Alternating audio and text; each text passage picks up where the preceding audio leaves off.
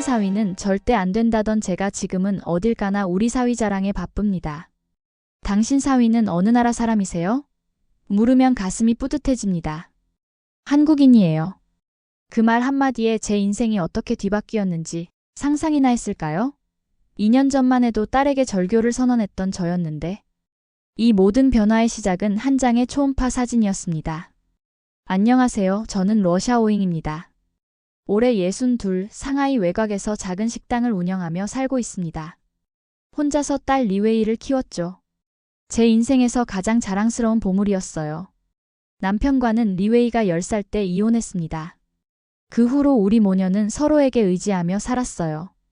리웨이는 어릴 때부터 한국 문화에 관심이 많았습니다. 처음엔 한국 드라마를 보는 정도였죠.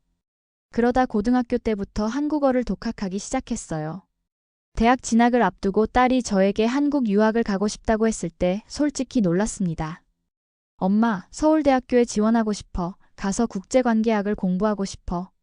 처음엔 반대했어요. 중국에도 좋은 대학이 많은데 왜 굳이 한국인가 싶었죠. 하지만 딸의 간절한 눈빛을 보며 마음이 흔들렸습니다. 결국 조건을 걸었어요. 졸업하면 꼭 돌아와야 해. 약속해. 딸은 기쁜 얼굴로 고개를 끄덕였습니다. 그렇게 리웨이는 서울로 떠났어요. 매주 영상통화를 하며 그곳 생활을 들었죠. 처음엔 힘들다고 했지만 점점 한국 생활에 적응해가는 모습이었습니다. 시간이 흘러 졸업을 앞두고 딸이 말했어요. 엄마, 졸업 후에 한국 회사에 취업했어. 가슴이 철렁 내려앉았습니다. 약속이 깨진 거였죠. 하지만 딸의 행복을 위해 참았어요. 그런데 6개월 후 더 큰 폭탄이 떨어졌습니다. 엄마, 나 결혼할 거야. 한국 사람이야. 그 순간 머릿속이 하얘졌습니다. 한국인이라니. 어떻게 그럴 수 있지? 중국에는 좋은 남자가 얼마나 많은데. 역사적으로 우리가 얼마나 많은 피해를 받는지 모르나. 수많은 생각이 스쳐 지나갔어요. 리웨이, 네가 약속을 어겼어. 유학 보낼 때 돌아온다고 했잖아. 엄마, 사랑하는 사람이 생겼어. 도연 씨는 정말 좋은 사람이야. 화가 치밀었습니다. 딸이 중국으로 돌아오지 않는다는 현실, 그것도 한국 남자와 결혼한다는 사실에 배신감이 들었어요. 사실 우리 중국에서는 한국에 대한 감정이 그리 좋지 않습니다. 역사적 갈등, 문화적 오해, 경쟁의식까지. 한국인 사위를 맞이한다는 건 상상조차 해본 적 없었죠. 어릴 때부터 역사 교과서에서 배운 내용들, 뉴스에서 흘러나오는 이야기들이 제 마음속에 단단한 벽을 쌓았습니다. 듣기 싫어. 네가 그렇게 결정했다면 이제 내 인생이니 알아서 해. 하지만 나한테 더는 연락하지 마. 전화를 끊고 며칠을 울었습니다. 딸은 계속 문자와 전화를 해왔지만 받지 않았어요. 결국 리웨이의 결혼식에도 참석하지 않았습니다. 그날 이후로 우리 사이에는 깊은 골이 생겼어요. 식당 일에 더 몰두했습니다. 손님들이 한국 드라마 이야기를 하면 귀를 막고 싶었죠. TV에서 한국 뉴스가 나오면 채널을 돌렸어요. 딸의 선택을 용납할 수 없었습니다. 그렇게 2년의 시간이 흘렀어요. 가끔 리웨이가 보내는 문자를 볼 때면 가슴이 아팠지만 제 고집을 꺾을 수 없었습니다. 딸이 한국 남자와 결혼한 것을 인정하는 순간 제가 무너질 것 같았거든요. 어쩌면 딸에 대한 집착이었을지도 모릅니다. 하지만 그때의 저는 그것을 사랑이라 착각했죠. 어느 봄날 아침이었습니다. 평소와 같이 식당 준비를 하고 있는데 핸드폰에 메시지가 왔어요. 무심코 확인했더니 리웨이에게서 온 메시지였습니다. 삭제하려다 무언가 눈에 들어왔죠. 까만 바탕에 흐릿한 하얀 형체가 보이는 사진이었어요. 초음파 사진이었습니다. 메시지에는 간단한 글만 적혀 있었어요. 이젠 나도 아이를 낳아. 그 순간 온몸에 전율이 흘렀습니다. 내 딸이 엄마가 된다니. 그것도 한국인 아이를. 복잡한 감정이 밀려왔어요. 기쁨, 그리움, 배신감이 한데 뒤섞였죠. 손이 떨렸지만 짧게 답장을 보냈습니다. 건강하게 지내라. 그날 밤 침대에 누워 천장만 바라보았어요. 리웨이의 어릴 적 모습이 떠올랐습니다. 첫 걸음마를 떼던 날, 유치원에 처음 가던 날, 대학 입학 통지서를 받고 기뻐하던 날. 그 작은 아이가 이제 누군가의 엄마가 된다니. 핸드폰을 다시 켜고 초음파 사진을 들여다보았어요. 흐릿하지만 분명 생명체의 형태가 보였습니다. 내 피와 살을 이어받은 또 하나의 생명이죠. 하지만 반은 한국인의 피가 섞인. 일주일이 지났습니다. 리웨이에게서 또 연락이 왔어요. 이번엔 영상통화 요청이었죠. 망설였지만 받았습니다. 화면 속 리웨이의 모습이 나타났어요. 볼살이 조금 오른 것 같았고 얼굴은 환했습니다. 엄마, 보고 싶었어. 말없이 고개를 끄덕였어요. 딸은 부끄러운 듯 미소를 지으며 배를 가리켰습니다. 지금 16주차야. 태동이 느껴져.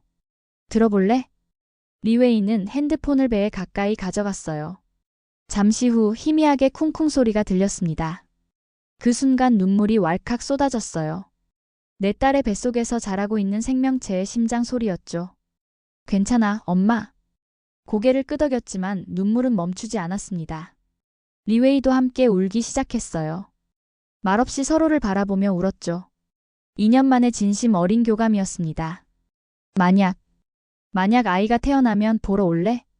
그 질문에 대답하지 못했어요. 통화를 끝내고 창밖을 바라보았습니다.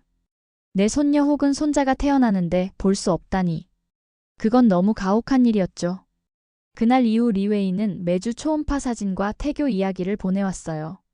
점점 크는 아이의 모습에 마음이 흔들렸습니다. 한편으론 아직도 한국인과의 결혼을 인정할 수 없었지만 다른 한편으론 내 손주를 보고 싶다는 마음이 커져갔어요. 어느 날 밤 오랜 친구 린이 제 식당에 찾아왔습니다. 샤오잉, 아직도 딸과 연락 안 해? 고개를 끄덕였어요. 린은 한숨을 쉬며 말했습니다. 내 딸도 미국인과 결혼했어. 처음엔 나도 반대했지. 하지만 지금은 미국에 있는 손자를 보려고 영어까지 배우고 있어. 샤오잉, 시간은 너무 빨리 가. 후회할 때 이미 늦어. 그날 밤 리웨이가 보낸 모든 사진을 다시 보았어요. 점점 커가는 배, 그리고 초음파 속 아이의 모습. 내 마음속에서 무언가 흔들리기 시작했습니다. 내가 너무 완고했나? 결국 중요한 건 리웨이의 행복 아닐까? 처음으로 제 고집을 의심했어요. 밤새 생각하다 결국 짧은 메시지를 보냈습니다. 아기는 잘 크고 있니? 몇 초 만에 답장이 왔어요. 응, 엄마. 모두 건강해. 의사 선생님이 정말 건강한 아기라고 했어. 그렇게 조금씩 대화가 이어졌습니다. 아직 한국인 사위 이야기는 피했지만 적어도 딸과 그 아이에 대해서는 마음을 열기 시작했어요. 가을이 깊어가던 어느 날 리웨이의 남편 도연에게서 전화가 왔습니다. 제 딸이 드디어 출산했다는 소식이었어요. 작은 딸아이 하윤이가 태어났죠. 중국어로 샤윈, 여름 구름이라는 의미를 담은 이름이라고 했습니다. 손녀 사진을 받아본 순간 마음이 완전히 녹아내렸어요. 다음 날 아침 결심했습니다. 직접 서울로 가서 내 손녀를 만나야겠다고요. 비행기표를 예약하고 여권을 챙기고 간단한 짐을 쌌습니다. 한국에 대한 복잡한 감정을 안고 인천행 비행기에 올랐어요. 2시간 남짓한 비행 끝에 인천공항에 도착했습니다. 비행기에서 내려 입국장으로 향하는 순간부터 놀라움의 연속이었어요. 공항은 제가 상상했던 것과 완전히 달랐습니다. 너무 깨끗하고 정돈되어 있었죠. 사람들은 조용히 줄을 서서 차례를 기다렸고 직원들은 미소 띤 얼굴로 친절하게 응대했어요. 이게 정말 한국인가? 저도 모르게 중얼거렸습니다. 제가 뉴스와 드라마에서 봤던 한국의 모습과는 너무도 달랐어요. 상하이 푸동공항도 국제공항이지만 이런 정돈된 분위기는 아니었습니다. 사람들이 서두르고 소리 지르고 때로는 밀치기까지 하는 모습이 일상이었는데요. 입국 심사대에서도 놀랐습니다. 직원이 제게 중국어로 중국에서 오셨어요? 라고 물어보는 거예요. 서툴지만 제 모국어로 인사해주는 모습에 얼떨떨했죠. 짐을 찾아 출구로 나가는 동안에도 계속 주변을 둘러보았어요. 바닥에는 쓰레기 하나 없었고 화장실은 마치 고급 호텔 같았습니다. 안내 표지판은 중국어, 영어, 일본어로도 병기되어 있어 외국인도 쉽게 길을 찾을 수 있었죠. 도착 로비에서 사위 도연을 만났습니다. 깔끔한 정장 차림의 젊은 남자였어요. 중국어로 인사하는 모습이 의외였습니다. 어머님, 안녕하세요. 저는 김도연입니다. 중국어도 곧잘하고 예의 있는 모습에 단정하고 바른 이미지의 모습이 참 마음에 들었습니다. 차에 오르며 여전히 얼떨떨했어요. 뉴스에서 보던 혼잡하고 시끄러운 한국의 모습과는 전혀 달랐습니다. 고속도로를 달리는 동안 창밖으로 보이는 풍경에 계속 놀랐어요. 질서정연하게 달리는 차들, 쓰레기 없는 도로변, 잘 정돈된 도시 경관. 한국이 이렇게 깨끗한 나라였나요? 무심코 도연에게 물었습니다. 도연은 미소를 지으며 대답했어요. 네, 한국은 청결과 질서를 중요하게 생각해요. 어머님이 머무시는 동안 좋은 모습 많이 보여드릴게요. 서울로 들어가는 길, 제 마음속 한국에 대한 오래된 편견이 조금씩 흔들리기 시작했습니다. 이제 곧 딸과 손녀를 만날 생각에 가슴이 뛰었어요. 이제 와서 뒤돌아갈 수는 없어. 무슨 일이 있어도 내 딸과 손녀를 만나야 해. 아파트 문을 열자 리웨이가 달려나왔습니다. 눈물을 글썽이며 저를 안았어요. 엄마, 정말 왔구나. 말없이 딸을 끌어안았습니다. 리웨이의 몸에서는 아기 분유 냄새가 났어요. 엄마가 된 내 딸의 냄새였죠. 하윤이 어디 있니? 떨리는 목소리로 물었습니다. 리웨이는 저를 안쪽 방으로 안내했어요. 분홍색 아기 침대에 작은 아이가 누워 있었습니다. 조심스레 다가가 들여다봤어요. 작고 동그란 얼굴, 살짝 올라간 눈매, 오동통한 두 볼. 제 마음이 녹아내리는 것 같았죠. 안아봐도 될까? 리웨이에게 물었습니다. 물론이지, 엄마. 조심스럽게 하윤이를 안아 올렸어요. 너무 가벼워서 놀랐습니다. 제 품에 안긴 하윤이가 눈을 깜빡이며 저를 올려다봤어요. 그 순간 가슴이 찌릿했죠. 이 작은 생명체에게서 리웨이의 어릴 적 모습이 보였습니다. 엄마, 밥 먹자. 도연 오빠가 미역국을 끓였어. 순간 의아했어요. 미역국은 한국에서 산모가 먹는 음식인데 남자가 끓였다고? 식탁에 앉았더니 도연이 직접 그릇에 국을 담아내왔습니다. 놀라움을 감추지 못했어요. 남자가 이런 것도 해? 무심코 물었습니다. 도연은 부드럽게 웃으며 대답했어요. 한국에선 요즘 남편들이 다 요리해요. 특히 산모 음식은 더 신경 써서 준비하죠. 식사 중에 갑자기 하윤이가 울음을 터뜨렸습니다. 리웨이가 일어나려는데 도연이 먼저 아이를 안아들었어요. 여보, 먼저 밥 먹어. 내가 볼게. 도연은 하윤이를 안고 방으로 들어갔습니다. 잠시 후 기저귀를 갈아입힌 아이를 데리고 나왔어요. 너무 자연스러운 모습에 말문이 막혔습니다.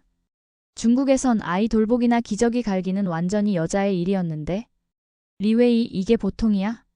조용히 물었어요. 응, 엄마. 도연 오빠는 정말 좋은 아빠야. 처음부터 모든 걸 함께 했어. 그날 밤 손녀가 잠든 모습을 지켜보며 생각했습니다. 내가 알던 한국 남자는 이런 모습이 아니었는데 뉴스와 드라마에서 본 권위적이고 가부장적인 한국 남성의 이미지가 흔들리기 시작했어요.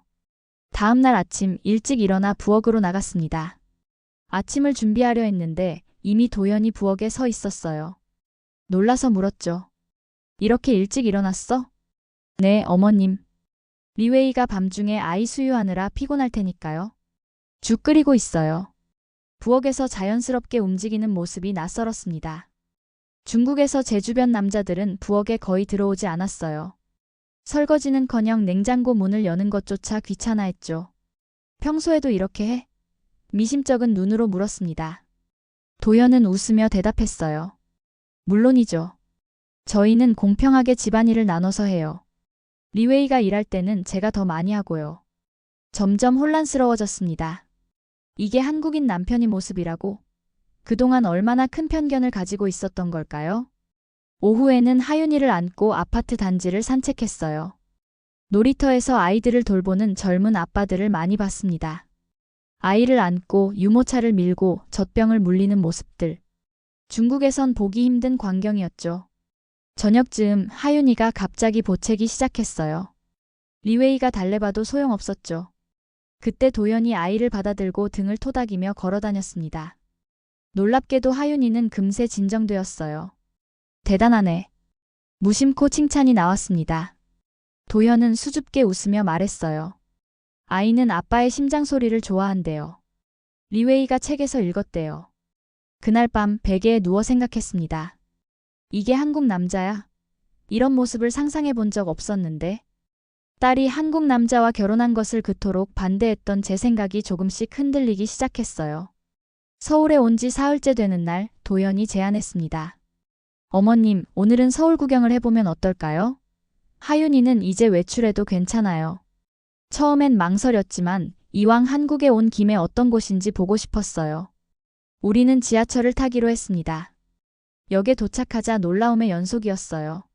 지하철에 들어서니 사람들이 모두 조용히 줄을 서 있었습니다. 탑승할 때도 앞 사람이 내릴 때까지 기다리는 질서. 완전히 중국과 달랐어요. 상하이 지하철은 항상 혼잡하고 사람들이 밀치고 소리치며 탑니다. 여기 사람들은 항상 이렇게 조용해? 물었습니다. 도연이 웃으며 대답했어요. 네, 한국에선 공공장소에서 조용히 하는 게 예의라고 생각해요. 더 놀라운 건 핸드폰 사용이었습니다. 모든 사람들이 무음으로 설정해두고 통화할 일이 생기면 조용히 손으로 입을 가리며 속삭이듯 말했어요.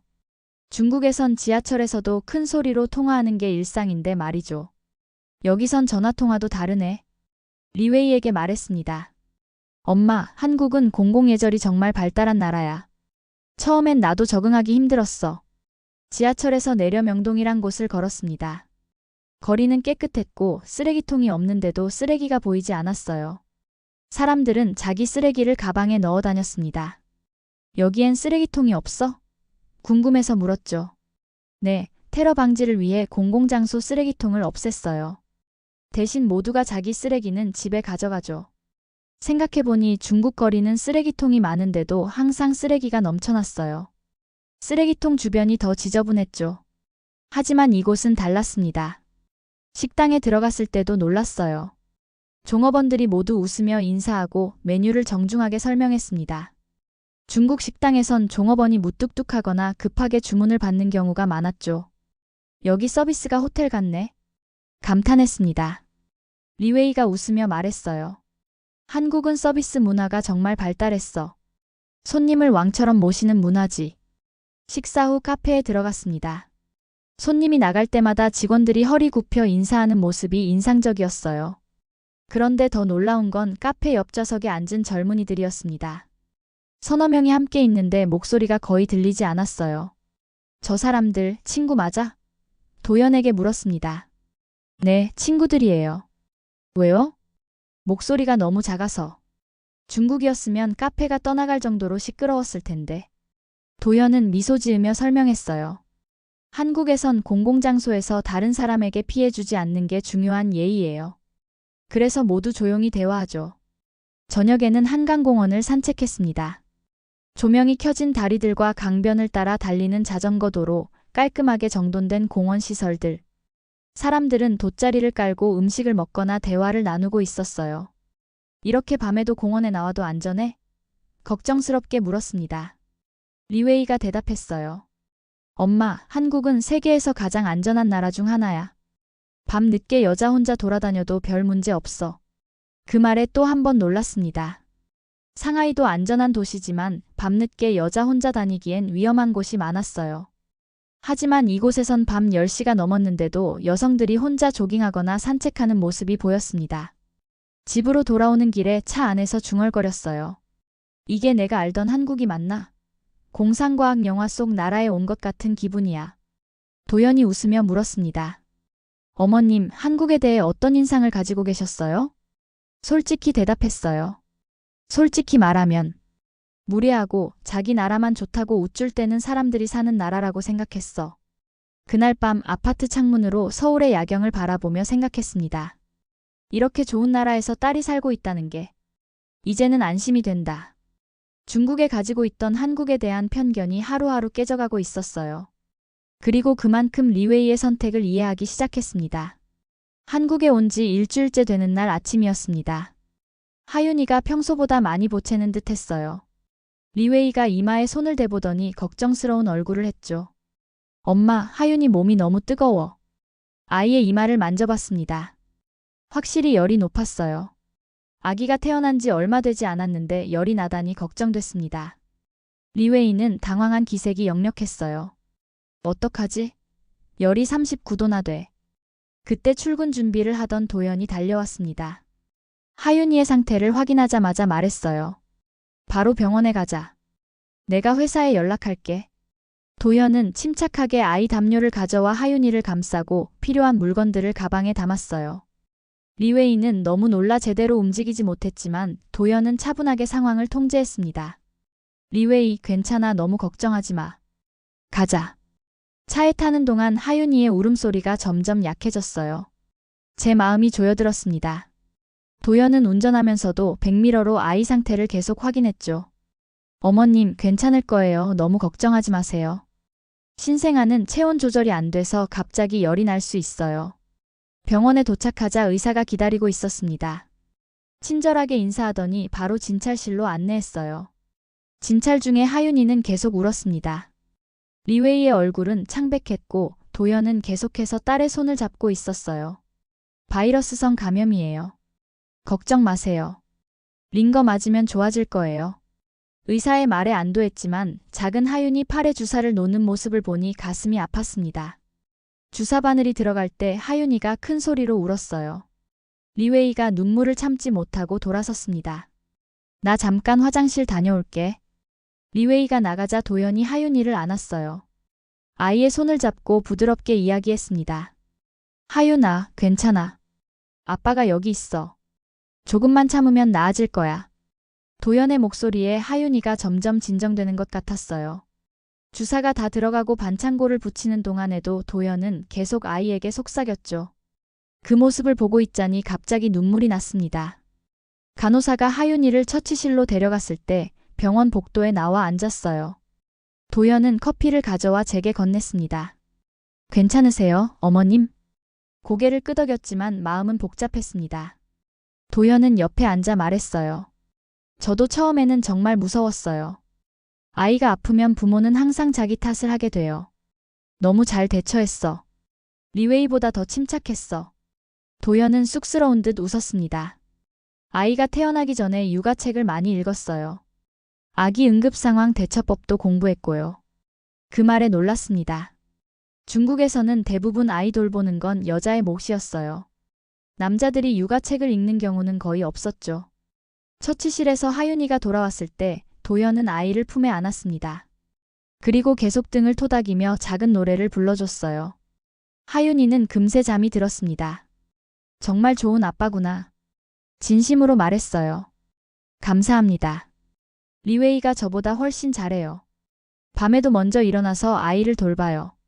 리웨이가 돌아왔을 때 도연은 아내의 어깨를 안아주었습니다. 그 모습을 보는 순간 갑자기 제 마음에 따뜻한 무언가가 퍼져나갔어요. 병원 복도에서 아기를 꼭 안고 있는 사위의 등을 보는 순간 눈물이 왈칵 쏟아졌습니다. 리웨이를 저렇게 지켜주는 남자라면 이제는 믿어도 되겠다는 생각이 들었어. 병원에서 돌아오는 길 조용히 생각했어요. 내가 얼마나 편협했는지, 얼마나 오해하고 있었는지. 도연이 한국인이라는 이유만으로 선입견을 가졌던 자신이 부끄러웠습니다. 그날 밤 하윤이의 열이 내렸습니다.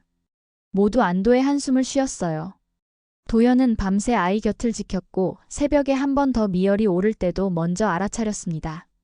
아침이 되어 도연이 출근 준비를 하자 용기를 내어 말했어요. 도연 씨, 고마워.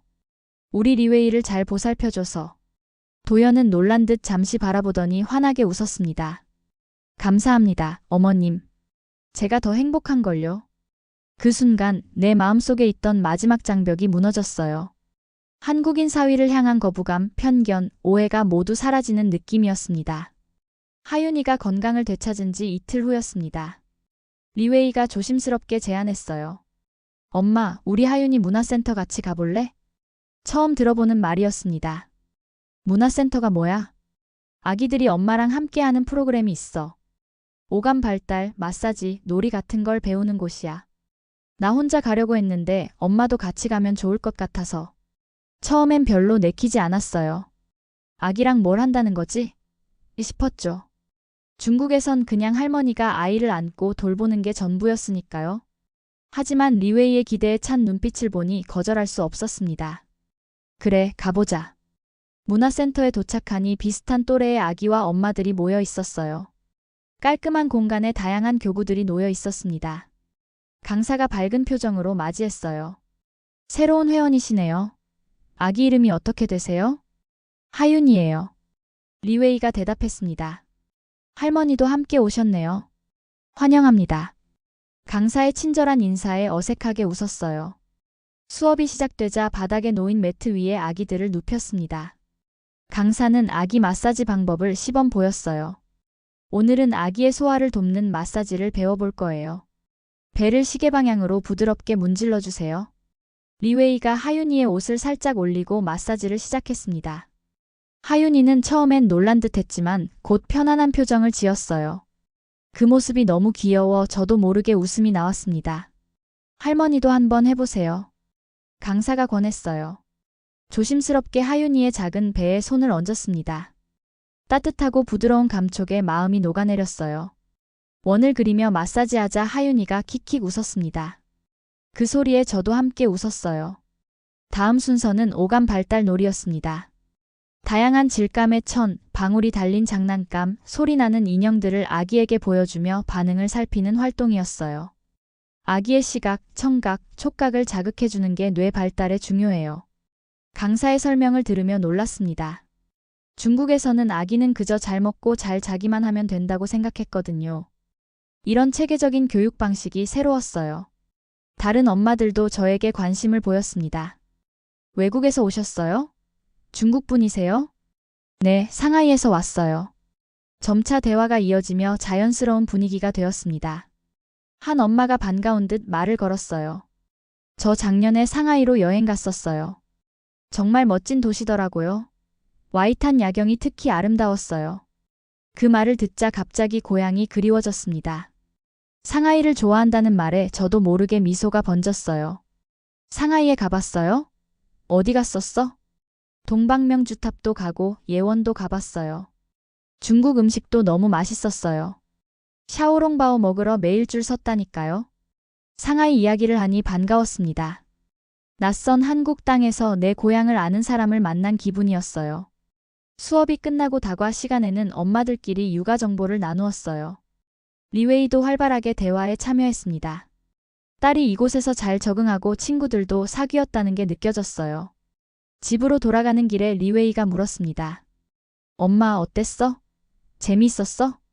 응, 생각보다 흥미로웠어. 우리 때는 이런 게 없었잖아. 그냥 아이 울면 안아주고 배고프면 먹이고. 이렇게 체계적으로 하는 줄 몰랐어. 리웨이가 웃으며 말했어요. 한국은 교육열이 정말 높아. 아기 때부터 이런 프로그램이 많이, 그리고 아빠들도 많이 참여해. 다음 주 토요일엔 도현 오빠랑 같이 가는 아빠와 함께 수업도 있어. 문화센터 앞 벤치에 잠시 앉았습니다. 리웨이가 하윤이를 안고 젖병을 물렸어요. 봄 햇살이 따스하게 내리쬐는 평화로운 순간이었습니다. 엄마, 고마워. 리웨이가 갑자기 말했어요. 뭐가? 와줘서. 처음엔 올 줄 몰랐어. 2년 동안 연락도 끊겼잖아. 하윤이 태어났을 때 엄마가 못 볼까봐 너무 슬펐어. 눈시울이 붉어졌습니다. 내가 너무 고집셌지. 미안해. 리웨이가 제 손을 꼭 잡았어요. 엄마, 오늘 와줘서 고마워. 말없이 딸의 손을 마주 잡았습니다. 그 순간 가족이라는 게 꼭 피만 이어져야 하는 건 아니라는 생각이 들었어요. 국적이 다르고 문화가 달라도 서로를 아끼고 존중하는 마음이 있다면 진정한 가족이 될 수 있다는 걸 느꼈습니다. 하윤이가 젖병을 다 비우고 만족스러운 표정으로 잠들었어요. 그 작은 얼굴을 바라보며 생각했습니다. 이 아이는 특별한 존재구나. 리웨이의 선택이, 그리고 우리 가족의 새로운 모습이 이제는 자랑스럽게 느껴졌어요. 어느덧 한국에서의 2주가 지나고 떠나는 날이 되었습니다. 리웨이의 집 거실에 여행 가방이 놓여 있었어요. 하윤이는 아침부터 기분이 좋은지 킥킥거리며 웃고 있었습니다. 마치 할머니가 떠나기 전에 마지막 추억을 남기려는 것처럼요. 이 녀석 이제 할머니 얼굴도 알아보네. 하윤이의 뺨을 부드럽게 어루만졌어요. 당연하지. 엄마가 매일 같이 놀아줬잖아. 리웨이가 웃으며 말했습니다. 아침 식사 중에 도연이 종이봉투를 내밀었어요. 어머님, 비행기에서 드실 거예요. 봉투 안에는 김밥, 깔끔하게 포장된 반찬들, 그리고 따뜻한 차가 있었습니다. 중국에서도 가족이 여행 갈 때 음식을 싸주는 문화가 있었지만 사위가 이렇게 직접 준비할 줄은 몰랐어요. 고마워요, 도연 씨. 이제 사위라고 불러주세요. 도연이 수줍게 웃었습니다. 가슴이 따뜻해졌어요. 그래, 사위. 짐을 정리하는 동안 리웨이가 제 가방에 뭔가를 넣는 모습이 보였지만 모른 척했습니다. 분명 깜짝 선물이겠죠. 옷을 갈아입고 나오자 리웨이와 도연이 하윤이를 안고 현관에 서 있었어요. 엄마, 우리가 공항까지 데려다 줄게. 공항으로 가는 길 창밖으로 서울의 풍경을 바라보았습니다. 2주 전만 해도 낯설고 거부감이 들었던 이 도시가 이제는 따뜻하게 느껴졌어요. 높은 빌딩들, 깨끗한 거리, 질서 정연한 교통. 처음 생각했던 것과 완전히 달랐습니다. 엄마, 다음에는 언제 올 수 있어? 리웨이가 물었어요. 하윤이 첫 돌에는 꼭 올게. 그리고 너희도 중국에 놀러와. 하윤이한테 외할머니의 나라도 보여줘야지. 도연이 고개를 끄덕였습니다. 네, 어머님. 올해 추석에 상하이 가기로 계획 중이에요. 하윤이도 엄마의 고향을 봐야죠. 인천공항에 도착했습니다. 체크인을 마치고 출국장으로 들어가기 전 마지막 인사를 나눴어요. 하윤이를 품에 안고 뺨에 키스했습니다. 할머니가 많이 보고 싶을 거야. 리웨이를 꼭 안았어요. 잘 지내. 아기 건강하게 키워. 응, 엄마. 몸 조심하고 데이터 로밍 꺼놓는 거 잊지 마. 집에 도착하면 바로 영상통화하자. 마지막으로 도연의 손을 잡았습니다. 우리 딸 잘 부탁해. 도연은 깊이 고개를 숙였어요. 네, 어머님. 걱정 마세요. 출국장으로 걸어가며 몇 번이나 뒤를 돌아봤습니다. 세 사람이 계속 손을 흔들고 있었어요. 작은 하윤이의 손도 리웨이가 잡아 흔들어주고 있었죠. 보안 검색대를 지나 그들이 보이지 않게 되자 갑자기 마음이 허전해졌습니다. 비행기를 기다리며 가방을 열었어요. 리웨이가 몰래 넣어둔 것이 무엇인지 궁금했거든요. 손편지와 함께 하윤이의 사진첩, 그리고 작은 상자가 있었습니다. 상자를 열자 예쁜 펜던트가 들어있었어요. 한쪽에는 하윤이의 사진, 다른 쪽에는 외할머니 사랑해요 라는 글씨가 새겨져 있었습니다. 편지를 펼쳤어요. 사랑하는 엄마에게. 처음 도연 오빠를 만났을 때 엄마가 어떤 반응을 보일지 너무 두려웠어. 그래서 용기를 내지 못하고 결혼 소식을 전화로만 전했어. 엄마의 반대를 예상했지만 실제로 연락이 끊겼을 때는 정말 가슴이 아팠어. 하지만 엄마가 하윤이를 위해 용기를 내어 한국에 와준 것은 내 인생에서 가장 큰 선물이었어. 엄마가 도현 오빠를 인정해준 순간 내 인생의 두 가장 중요한 사람이 하나가 되는 느낌이었어. 엄마, 어느 나라 사람인지는 중요하지 않아. 서로 존중하고 사랑하는 마음이 진짜 가족을 만든다는 걸 엄마가 이해해줘서 고마워. 하윤이는 할머니를 정말 좋아해. 앞으로도 자주 보러 와줘. 사랑해, 리웨이가. 눈물이 글썽였어요. 펜던트를 목에 걸고 거울을 봤습니다. 중국인 할머니의 목에 한국에서 태어난 손녀의 사진이 걸려있는 모습이 어색하면서도 따뜻했어요. 비행기 안에서 창밖을 바라보며 지난 2주를 되돌아봤습니다. 처음 한국에 발을 디뎠을 때의 편견과 오해가 얼마나 무너졌는지 새삼 놀라웠어요. 한국은 정말 놀라운 나라였어요. 거리는 깨끗하고 사람들은 질서를 지키고 공공장소에서는 서로를 배려하는 문화. 이런 작은 것들이 모여 큰 차이를 만들더군요. 의자에 기대어 눈을 감았습니다. 지하철에서 줄 서서 기다리는 사람들, 거리에 쓰레기 하나 없는 깨끗한 도로, 밤늦게도 안전하게 다닐 수 있는 공원. 그리고 무엇보다 육아에 적극적으로 참여하는 젊은 아빠들의 모습이 떠올랐어요. 처음엔 이해할 수 없었어요. 우리 중국과는 너무 달랐으니까요. 하지만 이제는 알 것 같아요. 선진국이란 건물이 높고 경제가 발전한 것만이 아니라 사람들의 의식과 문화가 성숙한 나라를 말하는 거구나. 손녀 하윤이가 자라게 될 환경을 생각하니 마음이 놓였습니다. 깨끗한 공기, 안전한 거리, 높은 교육열, 그리고 무엇보다 가정에서 함께 육아하는 부모의 모습. 이런 환경에서 하윤이는 분명 건강하고 행복하게 자랄 거예요. 우리 리웨이가 이런 나라를 선택했다니 이제는 이해가 돼요. 한국인 사위도 처음 생각했던 것과 완전히 달랐고요. 한 가지 확실한 건 내 딸과 손녀는 좋은 곳에서 행복하게 살고 있다는 거예요. 엄마로서, 할머니로서 이보다 더 바랄 게 없죠. 창밖으로 구름 사이로 보이는 바다를 바라보았습니다. 이제 한국인 사위는 제게 더 이상 거부감의 대상이 아니었어요. 그는 우리 딸을 행복하게 해주는 가족이었습니다.